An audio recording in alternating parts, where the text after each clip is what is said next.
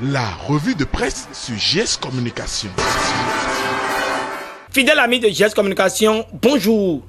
C'est déjà vendredi et les journaux nous tiennent en haleine avec une pluralité d'informations à dormir debout. Le matin prend la tête des informateurs et aborde le remaniement ministériel opéré par le président Patrice Talon avec l'album photo des 24 membres du nouveau gouvernement. Le matin signale qu'il y a eu 6 entrées, à savoir Jean-Michel Abimbola à la culture, Éléonore Ladekan-Yahi, ministre de l'enseignement supérieur et de la recherche scientifique, qui remplace Marie-Odile Atanasso. Évêque Romain revient et est ministre des infrastructures. Alain Orunla, ministre de la communication, porte-parole du gouvernement. Sadia Assouman et Aurélie Adam Soulé Zoumarou sont respectivement nommés au poste de ministre du commerce, là où Sey Yahissou est parti, et ministre de l'économie numérique. Alors que le Canada du Nord présente le visage du nouveau gouvernement du président Patrice Talon, l'indépendant voit que l'architecture et l'équilibre régional est maintenu. Voilà qui amène la nation à donner le sens et la portée du nouveau gouvernement réduit, selon Matin Libre,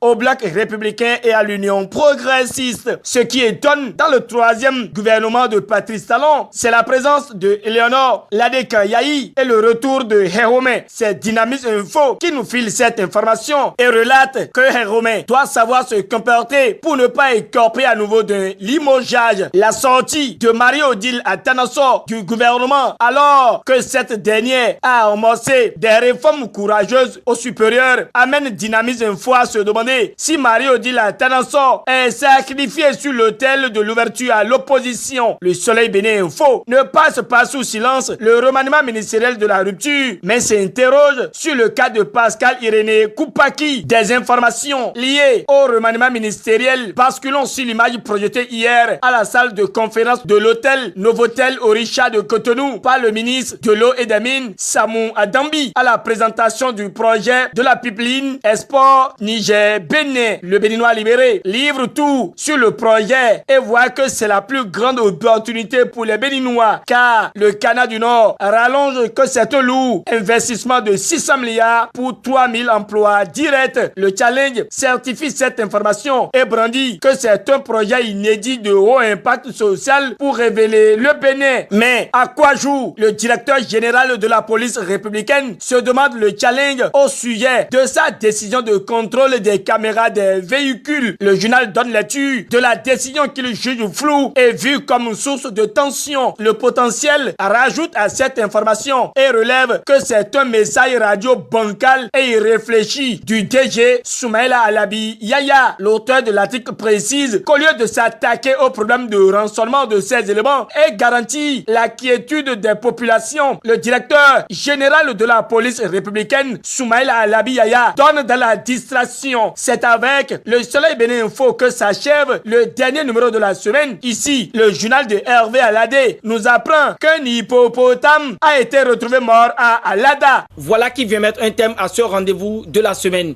JS Communication et son équipe vous remercie de la confiance et de la valeur que vous y accordez à notre chaîne de communication. Merci et passez un très bon début de week-end. Au revoir.